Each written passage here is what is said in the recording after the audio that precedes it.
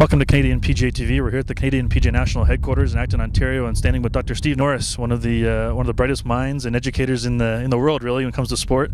And you're here today, Steve, helping us out with our high performance training. Tell us a bit about what happened today in the office.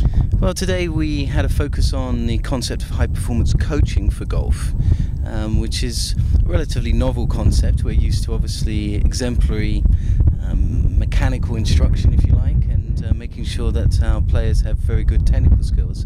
But coaching is a far more complex, multidisciplinary process, and particularly where we're trying to build programs where athletes can win at very, very targeted events, whether it's Pan Am Games, World Championships, and certainly the Olympic Games of the future.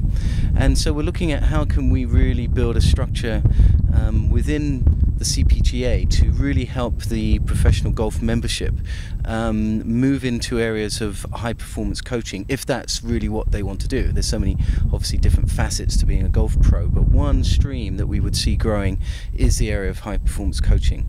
And there are also, there's a sort of process continuum for that as well. So it's not just to do with the highest end of the high performance continuum, you know, the PGA Tour, the Olympic Games, those type of things, but also the developmental process of the high performance aspiring high performance athlete. So what about the coaches that are dealing with that particular group, who are obviously very instrumental in shaping the future outcomes for Canada, and indeed for the players who are pursuing some of their professional dreams. And so today we brought in experts from a number of different areas, from different sports, from the Canadian Olympic Committee, from the Coaches Association of Canada, as well as representatives from Winter Olympic sports and some of the summer sports, and really just had a brainstorming session, really trying to sort of almost pillage information and experience that they had, so that golf, which really has the opportunity of a lifetime here, we have a blank piece of paper, a blank tapestry to actually create truly a world-leading program.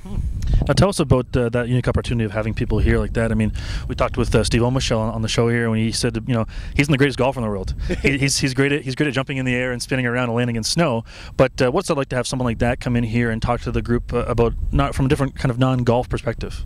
Well, I think one of the clear things immediately for every person that we chose to come in here, and really hand-picked people, and there will be others in the future that will come in and help us, was instant credibility. These people could walk into a room. So Steve O'Michel, I mean, winningest aerials performer of all time, and for him to come in with his wealth of experience, having experienced different levels of coaching, plus his own experience as the athlete, was extremely important. And so all the participants today were really able to not only come at us from inside their box, if you like, but also have a view of the outside box, the new world for them of golf, and some of the unique challenges that we have for golf, but also just take a more global view around, you know, coaching, the high performance element, what are the different factors involved, what really should coaching be concentrated on, which can it leave behind for someone else to deal with, those type of things. And I mean, we could have, after today, we could write a book on the stuff that came out. So well, I was going to say to you, I mean, you've been a guy who's been involved in so many huge events. I know mostly winter sports, I believe, but what is it about golf that excites you? What is it about golf, or even the Canadian PGA for that matter, that the opportunity that we have right now, what excites you the most about that? Well, I think there are two things. One, I think if one's really watched the golf landscape, and particularly I mean, there are several very key agencies and partner organisations, but two of the most pivotal, of course, are the former RCGA, now Golf Canada, and the CPGA.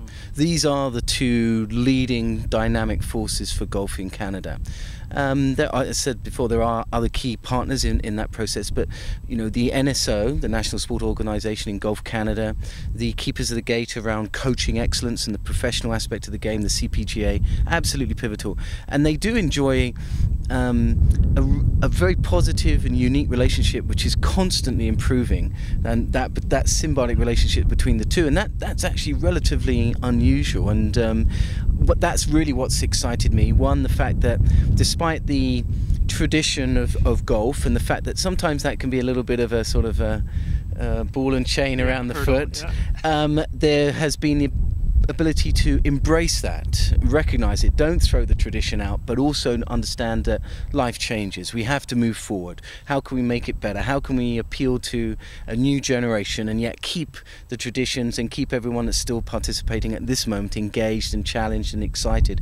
And I think that's one of the things that's really drawn me to the game. So it's really about people and the relationships between the people and the various organizations. And then obviously there's the inherent aspect of golf itself. I mean, it really is, despite the fact I deal with lots of different sports, love them all, but golf is such a fascinating challenge because not just the physical aspect, the mental component, sure, the things that almost the frustration and the constant failure for people like me in the game that just keep bringing us back. It's almost as though you need to be some form of lunatic, really. Certainly sort of some kind of optimist of the future, sure, to really kind of be engaged.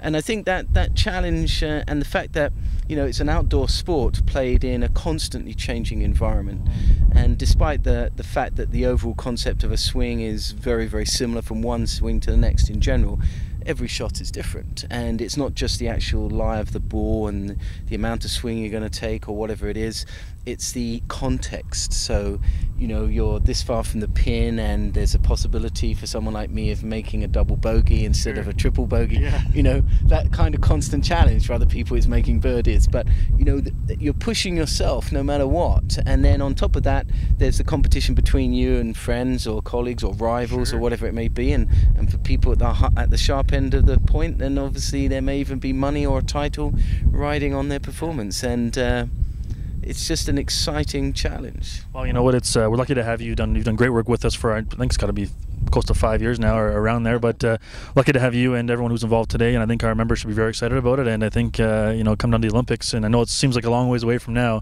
As you know, it come there pretty quickly. So again, thanks again for all your help, and we'll see you soon. Thanks very much. Thanks, Steve.